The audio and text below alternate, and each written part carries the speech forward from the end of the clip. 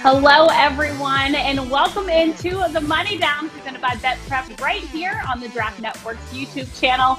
As always, I'm your host, Kelsey Nicole Nelson, back with two boss men joining me. You can see them here on the screen, and Jaime Eisner and Brentley Weissman. Jaime and Brentley, are we ready for week 2 of football?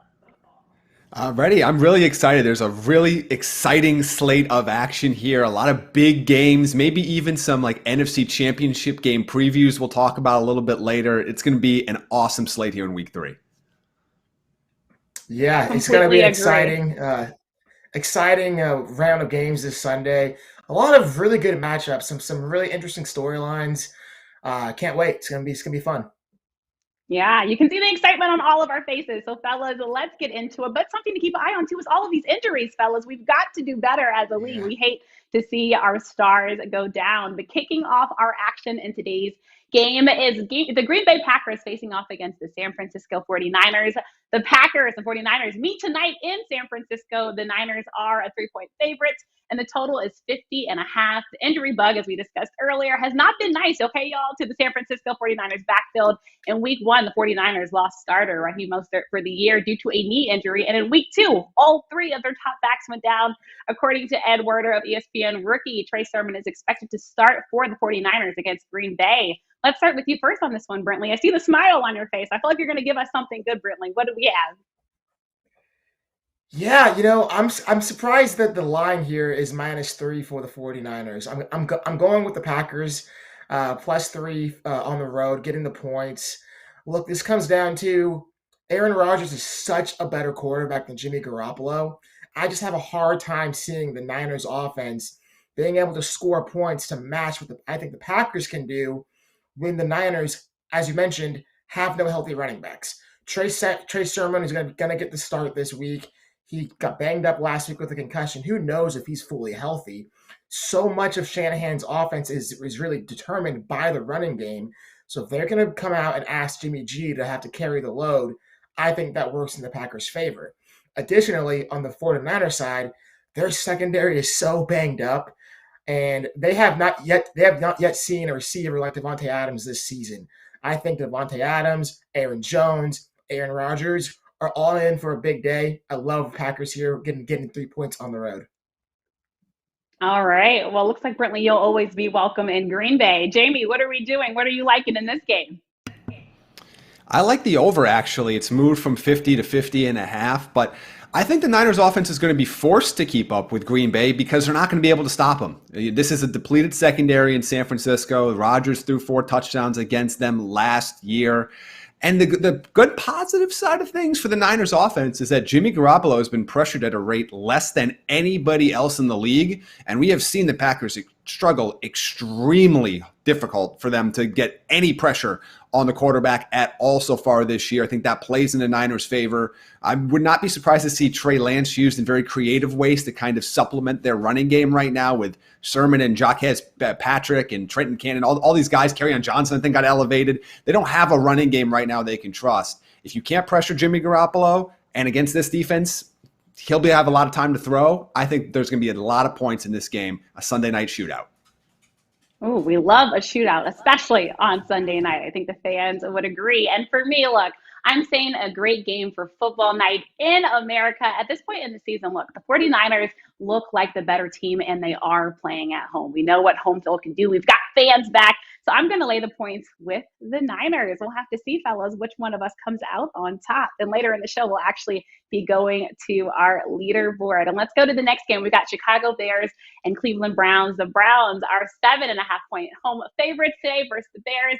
The total is 44.5. And to all the Chicago Bears fans that have been calling for Justin Fields to start, well, you finally get your wish, right? Veteran quarterback Andy Dalton unable to play due to a knee injury that he sustained in last Sunday's win over the Bengals. Fields has been praised, after all, for his poise under pressure. We'll see if he can do that today. But this week, it will be tested against the Cleveland Browns defense, a team who some have petitioned are the team to beat in the AFC North. Let's start with you on this one, Jaime. What do we have? I like the Bears team total here. I'm going to ride that Justin Fields gets this offense moving a little bit. I'm going to take the over on 17.5 points.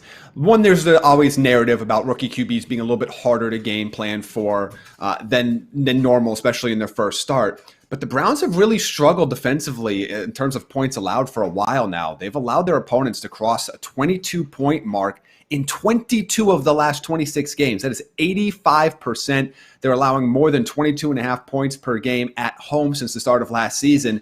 I'm not necessarily sure the Bears are going to win this game in Fields' first start, but I do think they're going to be able to put up enough points to cross this total. All right, you have them putting up enough points. Brentley, are we agreeing? Are we going a different way?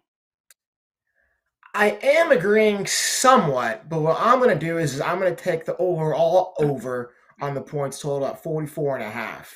I agree with Jamie. I think the Bears are going to be able to score points on this Cleveland defense. This defense has given up 33 points to the Chiefs in week 1. The Texans had a lot of success moving the football against them last week before Tyrod Taylor got hurt. This unit is not the unit that I think a lot of us thought they would be heading into the season. They have been susceptible to some big plays. We saw last week, and when Justin Fields came into the game, he's not afraid to throw the deep ball. They have excellent deep ball receivers in Allen Robinson and Darnell Mooney. And then I think between Justin Fields using his legs, opening up some room from David Montgomery, the Bears offense should have success. On the other side, look, Cleveland Browns are one of the best running teams in the entire NFL. I know the Bears defense has been stingy against the run, only allowing 3.3 yards per carry, but I do think Kareem Hunt, Nick Chubb, they're going to find some wiggle room. This is Odell Beckham's first game back. I think he's going to have a big day as well. I think both teams will score enough points to hit this over. Thank you, Brentley. I'm lots excited for OBJ's return. I feel like we've been waiting for it forever, and it's finally here. For me, okay, everyone's talking about Justin Fields, right? Justin Fields, Justin Fields, Justin Fields, Justin Fields. Yes, he's making his first NFL start. But look, I'm just not comfortable backing a quarterback making his first NFL start on the road. So I don't want to lay more than a touchdown with the Browns. Give me the Bears team total under 17.5. All right, I'm feeling confident in it. I like Justin Fields, but again, lots of pressure as we look forward to the game today. Let's go to the next game. We've got the Chargers and Chiefs. Kansas City Chiefs, right, hosting their division rival in the Los Angeles Chargers today. The Chiefs right now are 7-point favorites, and the total is 54.5. Kansas City looking to bounce back, but many are saying their game last week against the Baltimore Ravens exposed their Achilles heel. The struggle has been real for a Kansas City defense that ranks dead last in the NFL in yards allowed and 5th worst in points allowed. On the flip side, though, last week the Chargers beat themselves up with costly penalties and red zone turnovers.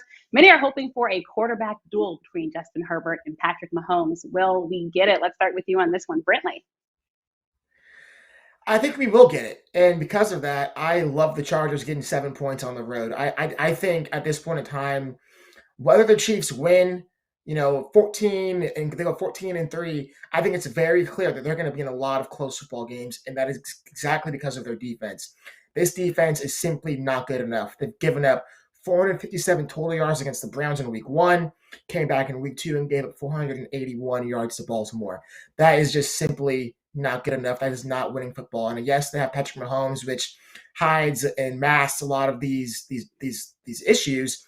But against a quarterback and offense that the Chargers have in Justin Herbert, they have receivers in Keenan Allen and Mike Williams, who traditionally have done really well against the Chiefs. This is a team that's not afraid of the Kansas City Chiefs. They have beaten this football team. And the fact that they're getting 7 points, to me, is a bargain. Frank Clark is not going to play for the Chiefs. Meanwhile, Joey Bosa is going to suit up for the Chargers. I like the Chargers here, getting the points on the road.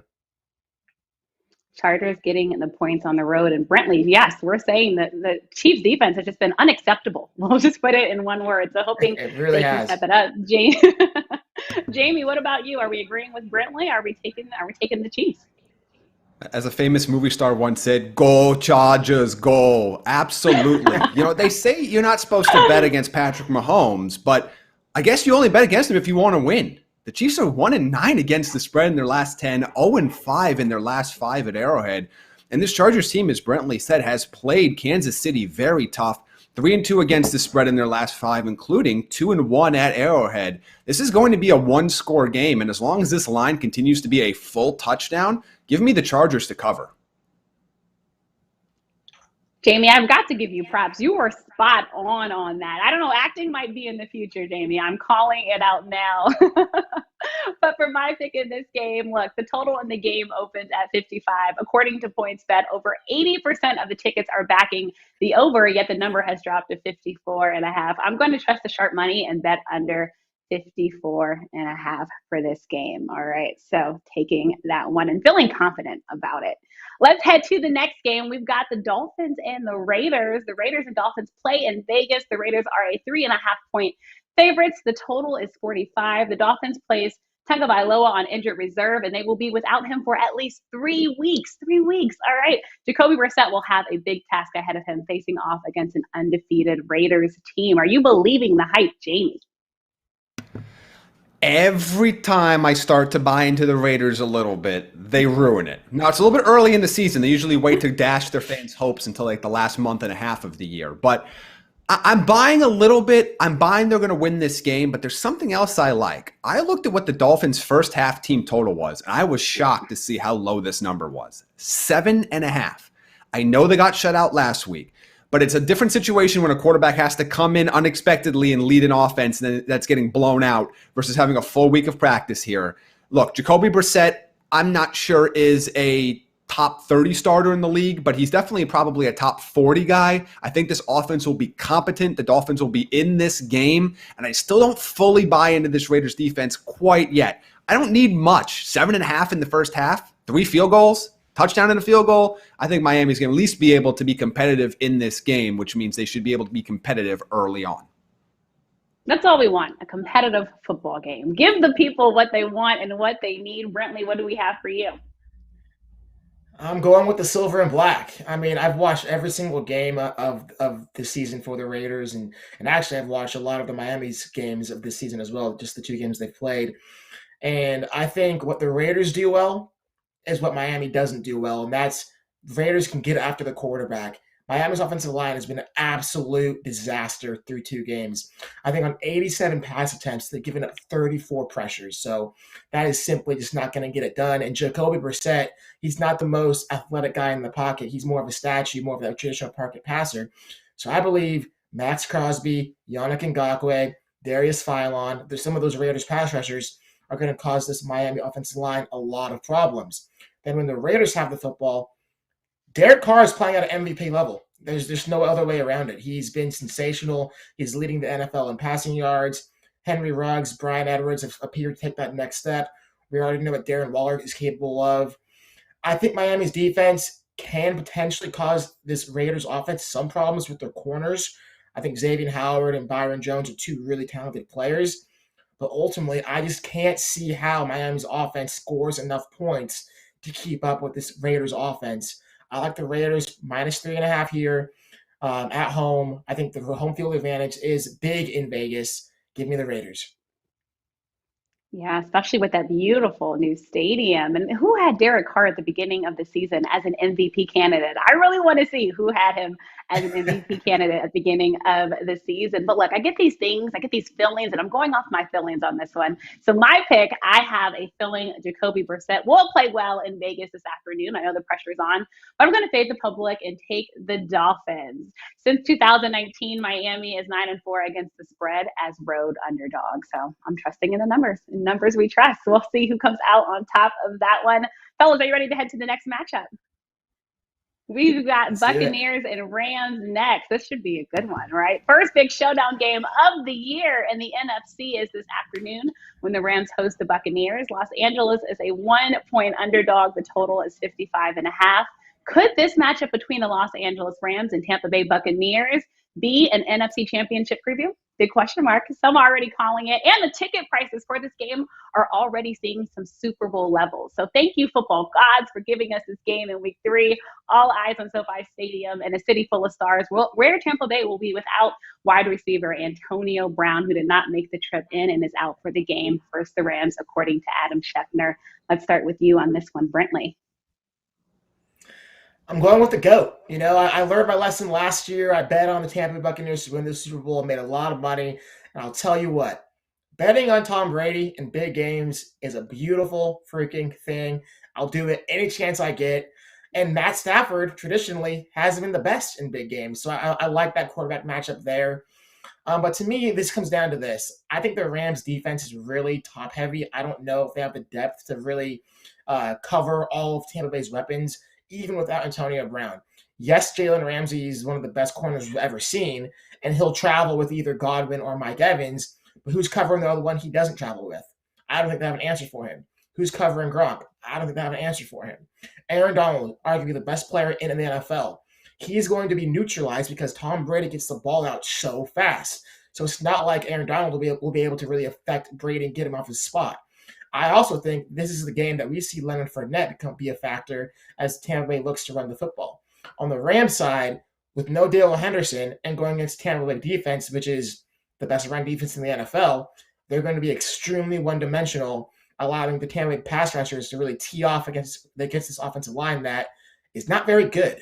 So I love the Bucs here. I think the Bucs are going to win by touchdown. But I do think this could be an NFC Championship preview. But I think Tampa gets this one done. So I have a request for you, Brentley. Next time you win big, can you share the money with your colleagues? I think me and Jamie would like to have some of that money in our pockets as well. Let's go to you, Jamie. What do you have for this game? Say right now, Kelsey, you're the only one with money in your pocket so far from this show this season, but we'll get into that a little later. I am riding with the Bucs here, particularly with a hot start. This is a team this year that so far has scored 21 points per game in the first half. Last year averaged nearly 16 points a game in the first half.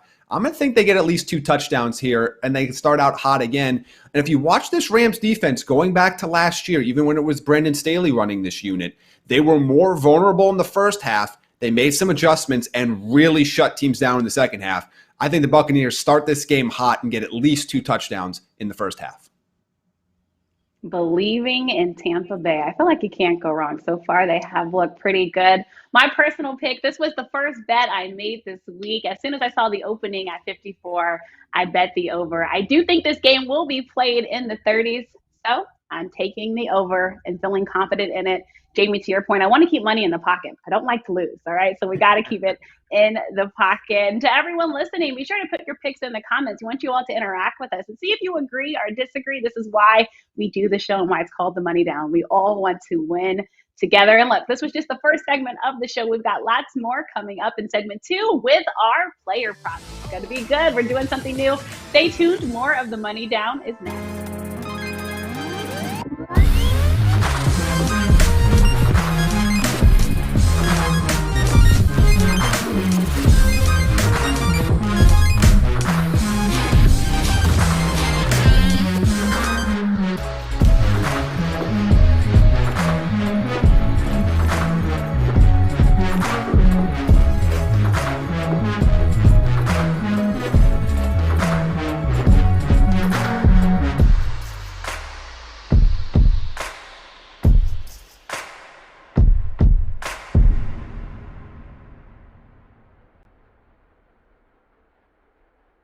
I'm joined once again by NFL Sharp Tommy the Hitman to go over some of his favorite bets for Sunday's slate. Let's get right into it with an over. You like Green Bay's offense to stay hot coming off their win against Detroit.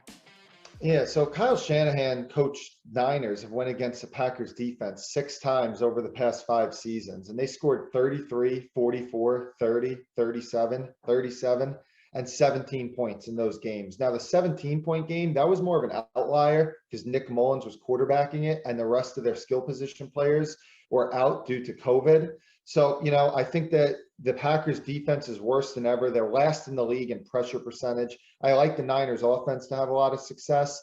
And then on the opposite end, Green Bay, they're going against a Niners defense that has cluster injuries in their defensive backfield. They have injuries to Drake Greenlaw, their linebacker.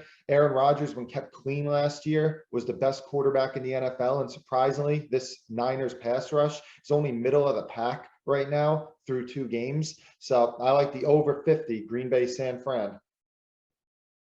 Next up is another over you like, Buffalo, Washington, 2 teams that maybe you wouldn't expect that you'd love the over, but Washington's defense has been a little suspect lately. Maybe Josh Allen's going to turn things around this weekend. What do you think about this game? Yeah, monitor the weather in this one, but right now the we're looking at 15-mile-per-hour winds, which is still fine to play the over in this one. Josh Allen, he really hasn't been the same quarterback this season. His accuracy, especially in the deep to intermediate area, has regressed to kind of like the 2019 Josh Allen that we got to see. And, the Washington defense, as you said, they only had 5 quarterback hits on 49 Justin Herbert dropbacks in week 1. And in week 2, they let Daniel Jones have an absolute field day on them. And Taylor Heineke, some people think he's a big downgrade from Ryan Fitzpatrick. I don't think so. As far as turnover worthy play rate goes, he's number 1 in the NFL for quarterbacks that have 100 snaps. And then in big time throw rate, according to PFF, he's number 1 also. Plus, one little nugget, Washington's played faster with Heineke at quarterback, increasing their no huddle rate by 19%. So as long as the weather checks out, over 45, Buffalo, Washington.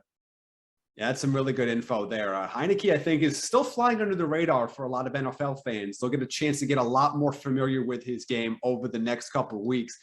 That last one up, you mentioned Daniel Jones last week. The Giants take on the Atlanta Falcons this week, and you like the underdog to cover getting points here. Tell me why you like Atlanta. Yeah, this is just a pure power ratings play. And for Atlanta to be getting 3 in this one, it's basically the odds makers telling you that the Giants are the clear better team. And I don't think we could say that in this one. Home field advantage is down this year. It's probably worth about 2 points for an average team, but the Giants have a below average home field at 1.5. So, for this game, it's critical to get +3. If it's at 2.5, it's a pass, but as long as you're getting +3, I think that these are dead equal teams, and home field advantage isn't worth 3 anymore. So Atlanta +3. It's a great point. We have seen a severe dip over these last probably 3 seasons now, a steady decline in home field advantage. But that is Tommy the Hitman, and make sure you are using BetPrep.com for all of your research before you wager on any of these games. And we will join with Tommy back here next week.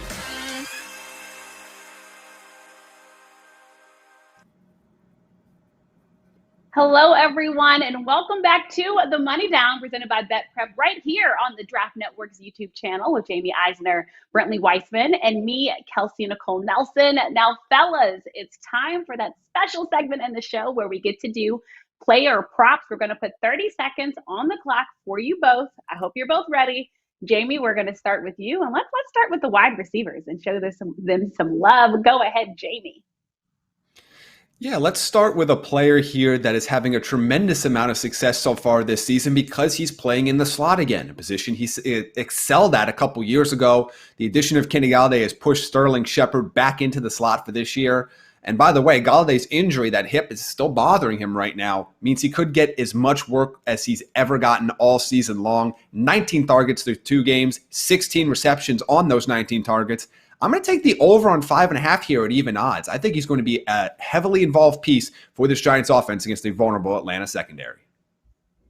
Giants fans are also hoping that he's heavily involved in this game. All right, so we got New York Giants wide receiver Sterling Shepard.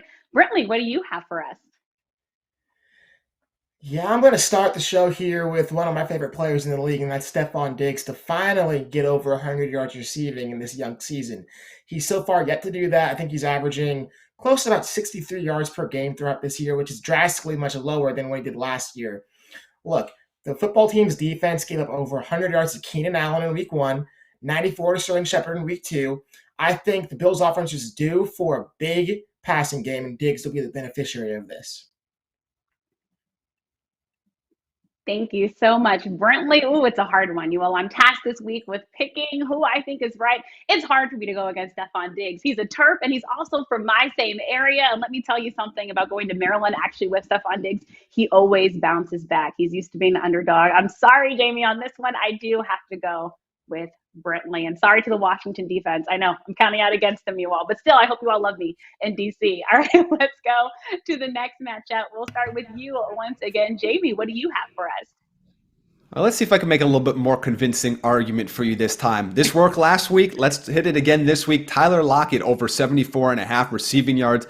By the way, he is averaging this over his last 18 games, has 278 yards on 16 targets through 2 games this year.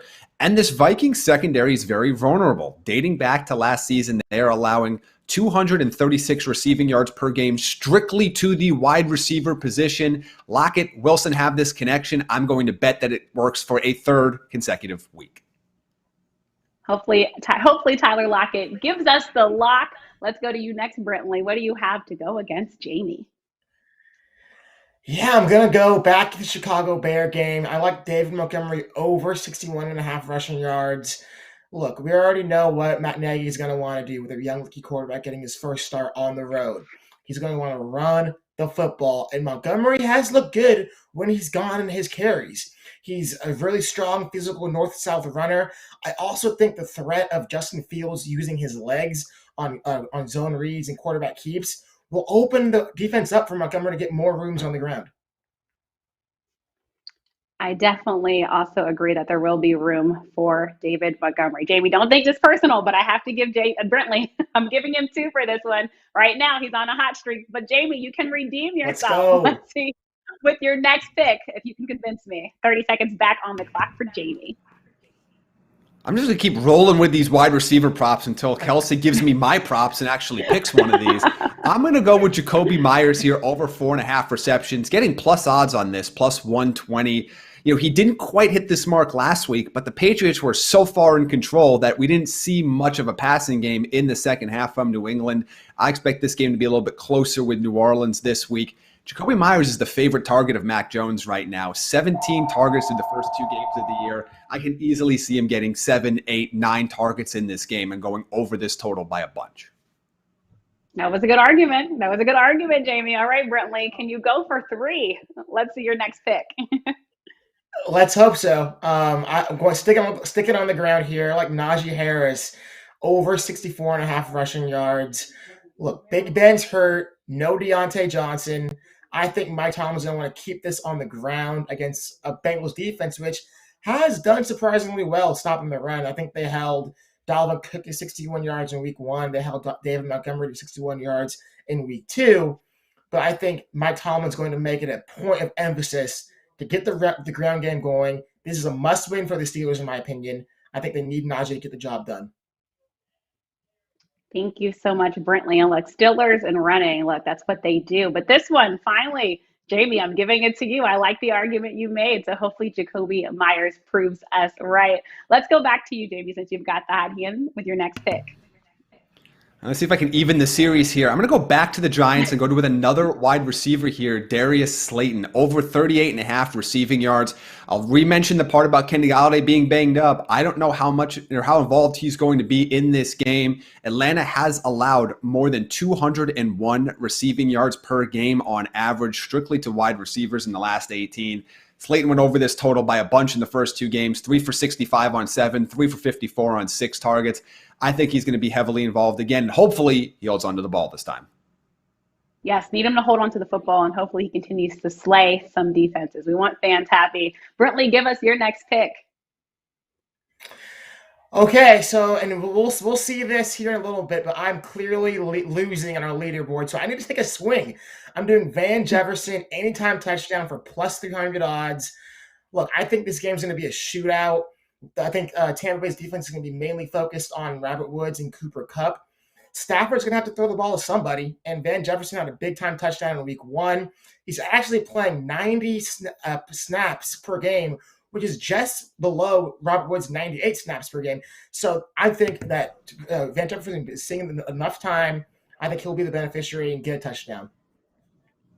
Brentley with so many good points. And look, Pro Football Focus is also saying that the Rams' Van Jefferson is making a name for himself as one of the NFL's best route runners. And Pro Football Focus, I trust, and Brentley, I trust. I'm giving you this one, Brentley. But Jaime, I still see you redeeming yourself and catching up. Give us your next pick. Well, I'm going to stick with the anytime touchdown train, and I'm going to go to get in the Baltimore Lions game and go Tyson Williams here.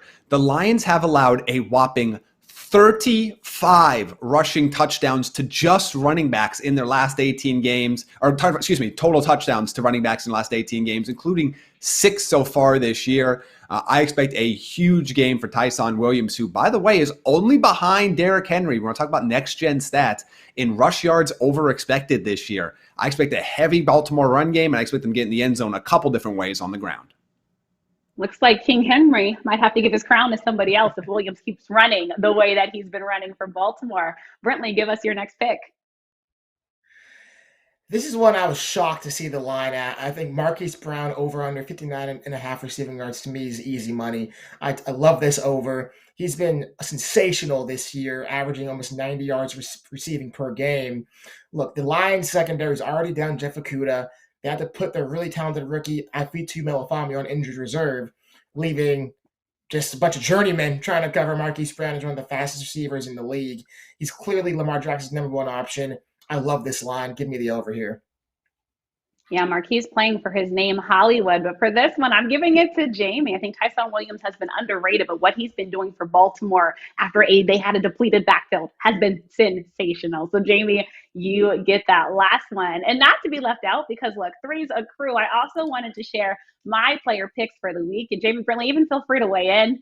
But for my picks, let's see what the fans think. I have Arizona Cardinals quarterback Kyler Murray over 281.5 passing yards. Murray should just feast on the Jags defense. I've also got Chicago Bears newly minted starting quarterback Justin Fields over 54.5 rushing yards. I think Fields will be looking to run early and often in his first career start. Also, got to show love to Atlanta Falcons tight end Kyle Pitts with the anytime touchdown scorer at plus 250. I think the Giants will struggle to guard the athletic tight end, Denver Broncos wide receiver Tim Patrick. I feel like that's a name we should be talking about more. Anytime touchdown scorer as well. And also Cooper Kupp. I think Brentley talked about it. But, I mean, look, someone who Rams quarterback Matt Stafford has said has been one of the most overlooked players in the NFL. I'm giving him over 84.5 receiving yards. The Bucs secondary will not be able to contain Matthew Stafford's new favorite weapon. Take it to the bank and count it. These are my player picks for this week. And coming up next, we will have our Go for Two picks and this week's gold bet. So stay tuned because more of the Money Down presented by the Draft Network is next. Hey, college football fans, Jordan Reed here once again to talk about the East and West Shrine Bowl SWAC and MEAC players of the week. And there were plenty of standout performers this week, but I want to go to the SWAC first. And I want to talk about Marquise Bell, the very talented safety from Florida A&M. And he's a player that was atop my list, my top 40 HBCU players across the country. And he's a player that has just been absolutely outstanding this year. And it was no different traveling down to South Florida. And even though the Rattlers suffered a 38-17 defeat, there was plenty of positive moments to take away from it. And Marquise Bell was the one that shined the most. 16 tackles, 1 tackle for loss, 1 sack, and a forced fumble as well. And so a standout player like that, you want to see how they perform in these quote unquote resume games. This is the first type of tape and the first type of game that scouts are going to put on when you're talking about these type of prospects. And for him to go out and play as well as he did in this game, he's helped his draft stock tremendously. I want to transition now to the MEAC, and I'm going to go up to Norfolk State, and I want to talk about Jajuan Carter, the quarterback for the Spartans that had a record-setting day against Elizabeth City State. A 63-26 victory where he accumulated 353 passing yards to go along with 5 touchdowns, which is the most since Norfolk State has transitioned to the Division I football since 1998. And Carter had a standout performance. He was able to layer the ball over all 3 levels of the field, as well as show off his running ability as well. So kudos to Jajuan Carter. He had a standout performance in this game, and he is this week's MEAC Player of the Week. Thank you for tuning in. Be sure to subscribe to the Draft Network on all social media platforms, YouTube, Twitter, Instagram as well. We will have plenty of daily draft content for you to consume.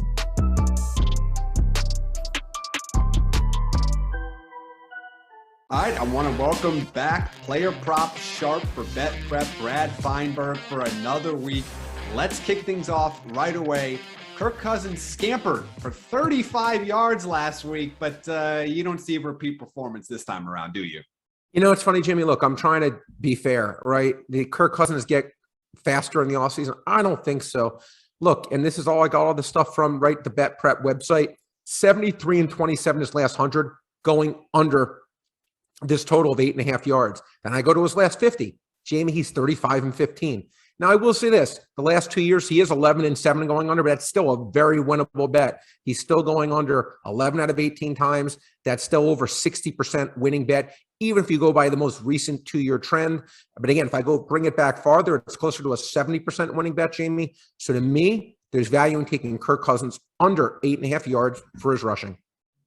Let's talk about one of the marquee matchups of the day, maybe even an NFC Championship preview, the Rams and the Bucks. What do you like in this game from Matthew Stafford?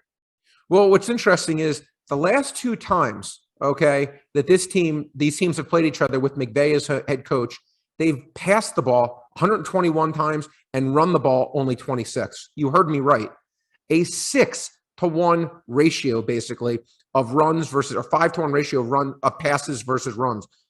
That's with Jared Goff. Now he has a true stud, in Matthew Stafford, 296.5. Look, I'll be honest, I think he's going to go over 350. Jamie, I think this is an easy win. You can't run on Tampa Bay, right? And McVay knows that, so he doesn't waste his time running the ball. He's just going to pass. Maybe he'll run if it's 3rd and 1, yes. But outside of that, this is going to be pass city. I really like that. And also, I like Robert Woods over 63.5 yards in the same game. Same concept. Now, look, I looked at his last 27 games. He's gone over this actually 15 to 27. So, that translates still into a winning bet. He's averaging about 68 yards over that time frame. But Jamie, again, this is going to be a game where they need points. This is going to be a game where they're passing the ball. And Cooper Kupp's over-under is significantly higher than Robert Woods. I'm not prepared to say, Jamie, that after 2 games that Cooper Kupp is, quote-unquote, his guy. Through 2 games, he's been more his guy. I get it, but that's just through 2 games. Him and Woods have been pretty comparable these last couple seasons, and I'm willing to say there's going to be a lot of throws in this game, a lot of passing in this game, and I think Woods will get more than his share. I like it a lot, and Dale Henderson's a little bit banged up as well, which is a factor for how often the Rams might pass it. Let's get to your next bet, which feels like a weekly occurrence at this point. You and Jacoby Myers love taking the over on his catches. Yeah. We're doing it again this week, aren't we? Look, I've split. I'm 1-1, but I would have been 2-0, but now I was able to get 3.5. He's 11-2 his last 13 going over this number, 11-2. And again, look, I got bit last week. Game flow got a little away from me. They ended up beating the Jets by 3 touchdowns. They didn't need to really pass. Now they're in a closer, point spread kind of game. They're only a 3-point favorite over New Orleans. I'm expecting Mac Jones basketball. I'm not sure if we're going to see Marshawn Lattimore in this one, even if Lattimore probably wouldn't be covering him anyway. But to me, I think that there's a really good chance Jacoby Myers gets 5 or more catches. And I certainly would be very surprised if he doesn't get 4. Another one of your favorites, Jared Cook, going back to the well here again. Well, this LA passing offense looks really good. He's been playing a lot. What do you like about this week? We taking the over again on him? Well, no. Jamie, I got to tell you something. No. One of my favorite sayings in life is, would you rather be consistent or would you rather be right?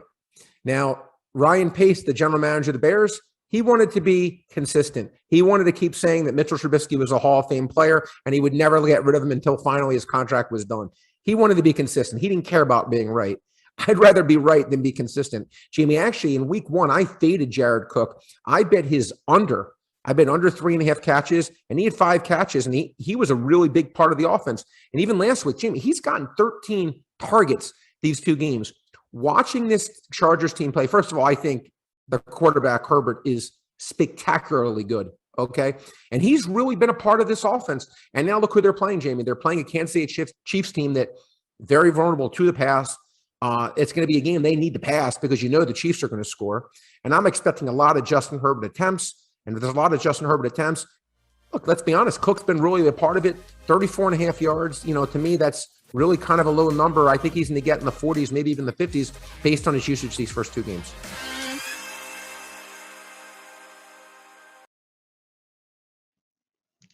Hello, everyone, and welcome back to The Money Down, airing live on the Draft Network's YouTube channel, presented by BetPrep. We appreciate you so much for staying with us. And before we get to the Go for 2 and bold bets later in the show, we are now going to bring on a special guest to the show. Let's please welcome on Patrick Everson of BetPrep to the show. Patrick, well, Props hi, US in conjunction with BetPrep. Good. How are you? In conjunction with BetPrep. Good. Fantastic to see you again. We always love to see you on the show. And, let's just get started. Let's start with one that everyone wants to know. What's the most bet on game in week 3? Well, it depends on where you're at, but here in Las Vegas, the Dolphins-Raiders game is extremely popular, and it's extremely one-sided, at least at BetMGM Nevada. I'm inside an enclosed room here at the Mandalay Bay Sportsbook, so I can go maskless for a few minutes for this interview, thankfully. But they're getting hammered on the Raiders, and there's probably Raiders fans getting hammered here early in the morning in a different way. But they're definitely going to need the Dolphins in that game. Among some of the higher ticket count teams today, the three most bet teams, again, Raiders by a mile at BetMGM Nevada, then the Cardinals, then the Seahawks. The Cardinals is a theme across sportsbooks here in Vegas and across the country. Everybody's hammering the Cardinals today. Lots of liability to the Cardinals. A Jags cover would be huge for them, no question. And here at BetMGM, BetMGM Nevada said, Jeff Stoneback said it would break up a ton of parlays and, of course, all the straight bets going on. And then the Seahawks are a pretty popular bet team, too. The least bet teams, the Jags, as you might have suspected, the Jets and the Colts today.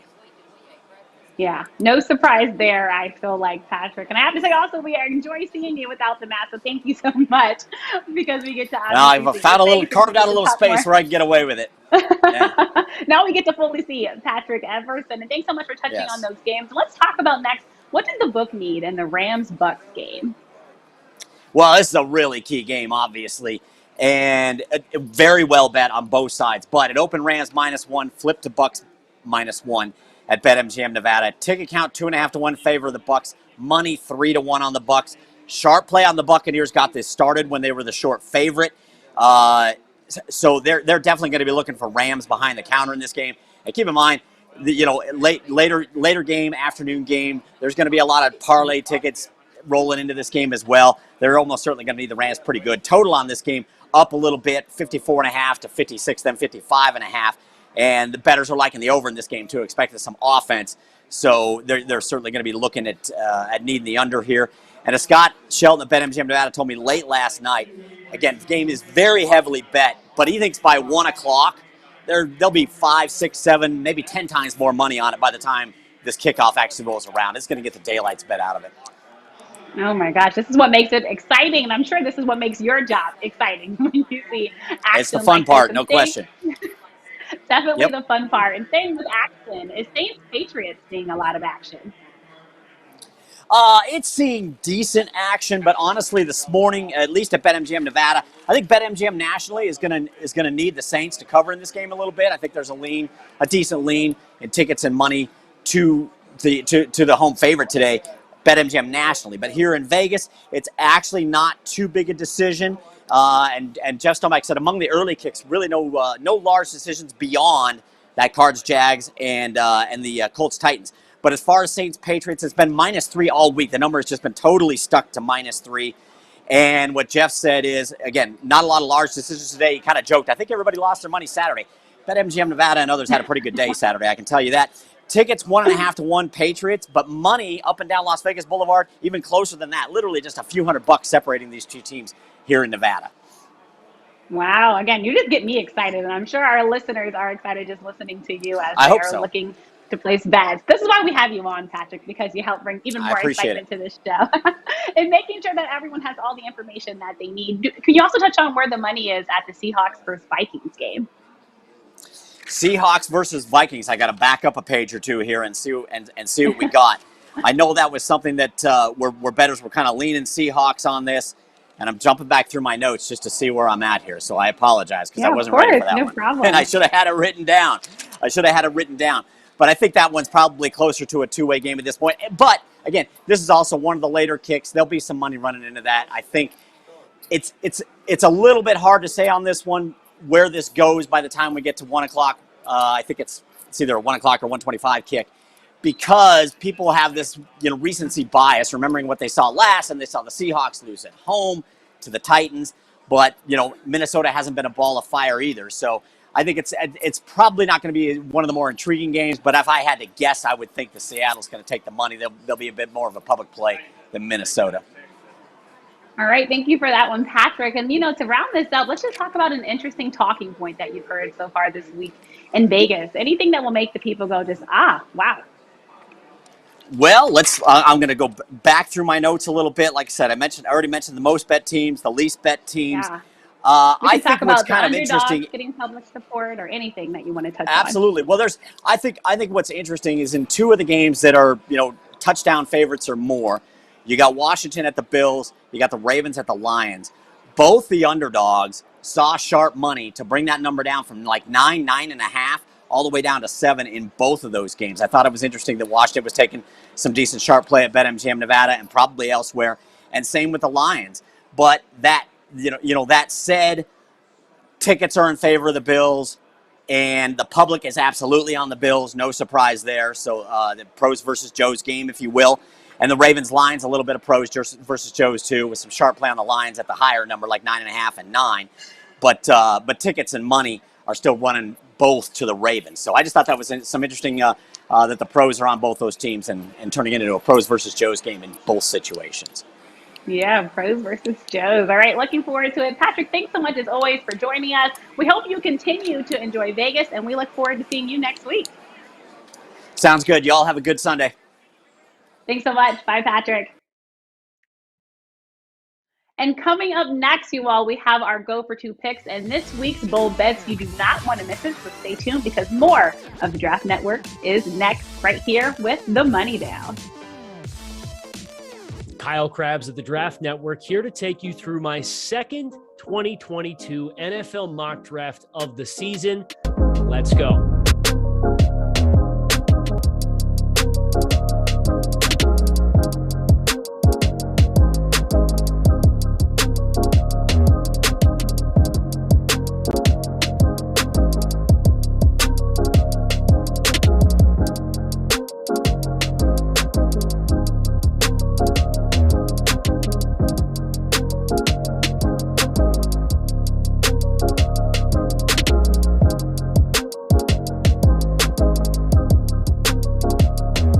So as I look at these first 8 picks in this mock draft, one that really stands out to me as a fit that I like is Michigan defensive lineman, pass rusher Aiden Hutchinson with the New York Giants. I think a lot about all of the heavy-hitting interior defensive linemen that the Giants have brought in, and they've also tried to make some improvements in the pass rush room, and they drafted Azeez Ojulari in the second round of last year's draft.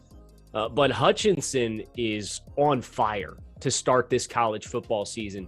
What he has been able to do to reinvigorate his draft stock and showcase that he is very explosive and refined and powerful, can convert speed to power, can win with counters with his hands. He understands how to set guys up. It's everything we thought we saw in a smaller workload in 2019 before the 2020 season came, in which I was very high on him at this time last year. And Michigan didn't play a complete schedule, and Hutchinson himself had his season cut short. Well, all of that is back on the table because he has been an absolute monster throughout the month of September for the Michigan Wolverines. And that level of versatility to be a guy who can play reduced down inside and play in the B gap, or alternatively can win with power off the edge and collapse offensive tackle sets, but can also win with quickness when you're sitting on his power rushes, really puts the Giants in a position where I think their front seven and their pass rush in general can be much more well-rounded than what it currently is constructed to be. And of course, the Giants defense from a points allowed perspective is off to a slow start. And one of the best ways that you can address that, especially when you have some of the talent that the Giants do have in the secondary to play versatile and match personnel, is to heat up the opposing passer. And the more you can do of that without having to bring extra bodies and win organically up front, which Aiden Hutchinson is certainly capable of doing, I think that would be a big, big win for the New York Giants and what they need to help get this defense onto the next level. Thanks so much for checking out thedraftnetwork.com. Make sure you like this video, subscribe to the YouTube channel, and visit thedraftnetwork.com for all of your NFL, college football, and NFL draft needs.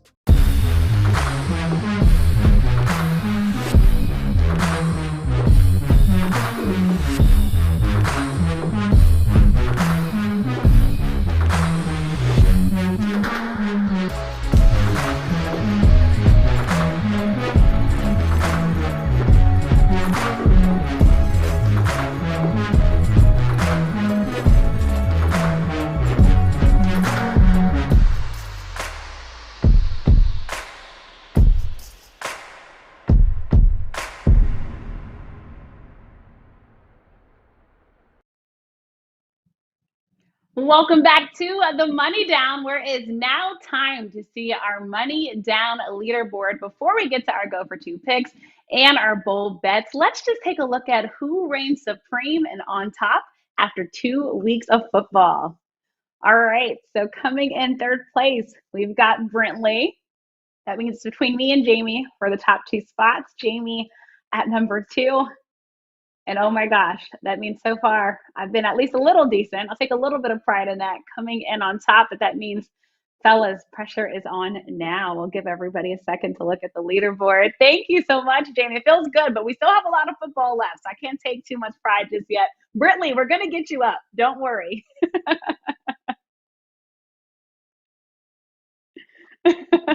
We will definitely get Brentley up. And Jamie, I feel like me and you right now are just going to keep dueling it out for the top spot, right? Yeah, that's what we'll see. Look, Brentley's had a little bit of trouble with these go for twos, but as we saw on last Saturday, or I guess yesterday's show on the college football version, you can get hot really, really quick. Shout out to both Kyle and Joe for nailing their big picks. Huge day for Kyle. I think we're all going to bounce back this week as well. It's going to be a big week for the TDN Money Down crew. Yes, all of us bouncing back stronger. All right, me and my muscles are going to be stronger next week, as well as Jamie and Brentley's. All right, let's get into our Go for Two picks. And you know what? I'm going to give Brentley a chance to redeem himself. So, Brentley, let's start with you first.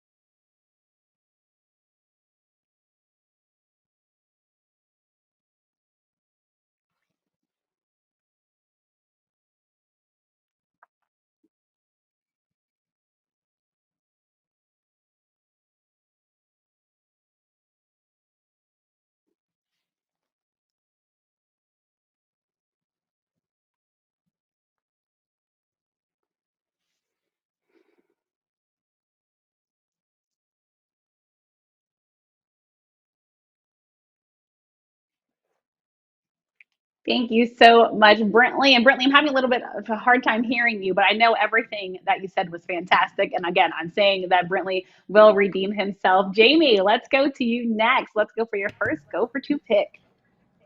Yeah, one of my favorite bets of the week, and the one I've been chatting about with all my TDN colleagues for a few days now, is Darnell Mooney over 3.5 receptions in this game. Justin Fields made a concerted effort to target Mooney in the passing game last week when he took over for Andy Dalton.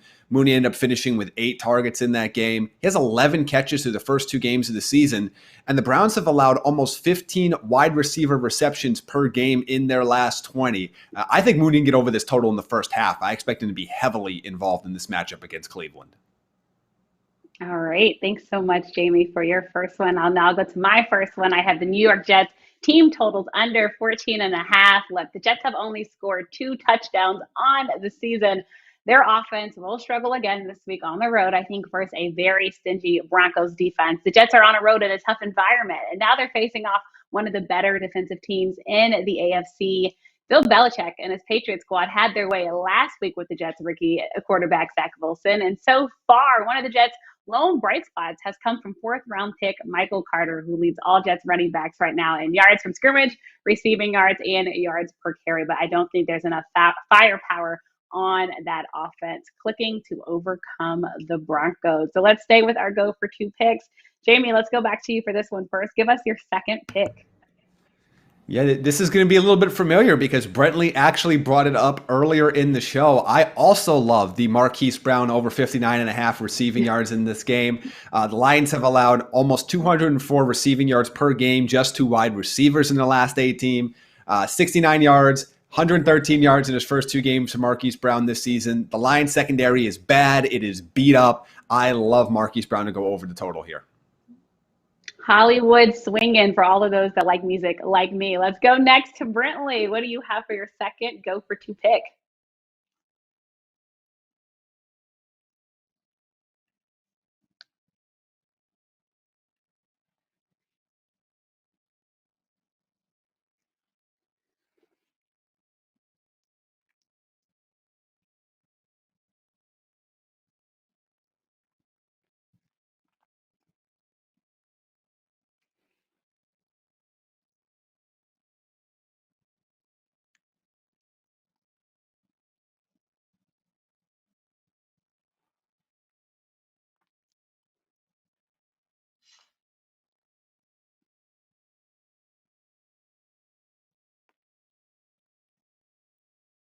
Thank you so much for that one, Brentley. And now it's my turn. And for my second go for two pick, I have the Ravens -7.5. The Ravens should be able to go on the road and dominate, yes, dominate the Lions in the Motor City. And John Harbaugh's Ravens career, Baltimore is 10-4-2, 71% against the spread as road favorites of 7 or more points. I'm confident in the Ravens, even with 4 guys going on injured reserve.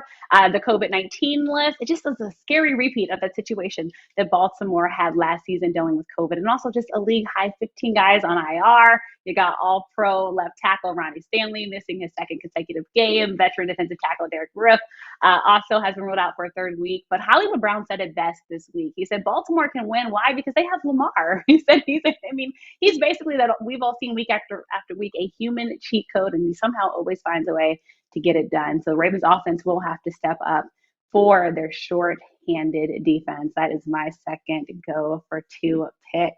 All right, fellas, I hope you're ready for the bold bets. We want to keep them bold, and who knows, hopefully this can help all of us climb up that leaderboard. So let's go back to you on this one. Jamie, give us your first bold bet.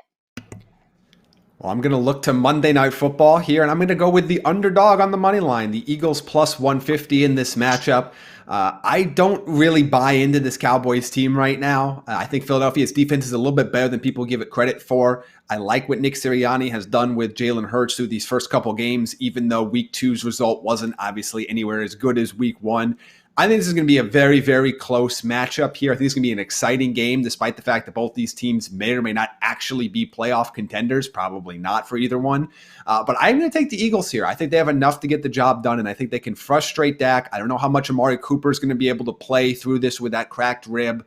I expect the Eagles to keep this very close. So you know what? Why not? Give me 1.5 back on my odds here with the Eagles plus 150. I'm loving the confidence, Jamie. I'm going to go next with Brentley. I think we're still working on your audio because we do want to hear your bold bet, but maybe we'll at least get to show it on the screen. But for mine, and look, I talked about this team earlier in the show. I'm going with the Miami Dolphins on the money line. I think Jacoby Brissett leads the Dolphins to the big road victory over the Las Vegas Raiders. The experienced Jacoby Brissett, he's played much of his career in the shadows behind big guys like Tom Brady, Andrew Luck, Phillip Rivers. But this week, I'm saying we won't see the same old Dolphins because I know we're all tired of seeing the same old Dolphins. As we all know, they do need to bounce back from last week. So that is my bold bet of the week. Because Jamie, when we did the show, we said we have to go bold. So I wanted to bring the boldness to this pick. Brentley, I'm not sure if we have your audio, but if not, Jamie, anything else to add about your bold bet? Well, I think it's interesting because I'll talk a little bit about Brentley's pick here. Jaguars on the money line, coming off of that interview with Patrick Emerson, might be the boldest bet of the day. I mean, he talked about how nobody is on the Jaguars in this matchup. Cardinals are more than a touchdown favorite here. But DeAndre Hopkins is active, but a little bit banged up, didn't practice at all this week. But I like the boldness from Brentley here, going down in Duval, taking it almost 3-1. And look, there does become a point where it's still NFL team versus NFL team, and you start to get to 3-1 or 3.5-1 or 4-1 odds. There's a point where you just start to sprinkle a little bit of money right around there just because those odds just get too crazy the other way. I'm so glad you touched on that. And since we have a little bit of extra time, Eagles Cowboys, just a reminder to everyone, Eagles and Cowboys close the week tomorrow night. Dallas is a 3.5-point home favorite. The total is 51.5. And for my pick, I'm going to take the Cowboys and lay the points in their home opener. I think Dak Prescott will all but ball out in his first game back in the Big D. So I'll just give another bold bet just for fun since we had some extra time on the show. Brentley, we're sorry that we didn't have your audio, but Jamie, I think, did a great job explaining what you would have said. I think you and Jamie are like there. You guys worked together a long time. You guys know each other very well. And also to everyone out there, if Brentley's picking winners, he'll be fine. He doesn't need to talk. He can be the silent winner. He'll be perfectly happy with that. That's how good Brentley is. He doesn't even need to talk. He can just win and be silent. All right. That's how great his pick was for this week's bold bet. And again, this has been a fun show, but all good things do come to an end. We want to thank you all so much for tuning in. And the action does not stop here. For more content like this each and every week, be sure to hit that subscribe button. All right. So you can get notified when new shows come up. The NFL Money Down Show presented by BetPrep will be here every Sunday morning throughout the NFL season with me, Jamie, and Brentley, and a special treat that we also bring you the Money Down College Show on Saturday morning. So also be sure to check that out as well before your slate of college football. And be sure to just check us out, watch all these great shows. We're hoping that the leaderboard continues to just be great, and hopefully I still remain on top. And again, we look forward to seeing you all next week, 11:45 a.m. Eastern time. Don't miss it. See you later. Bye, guys.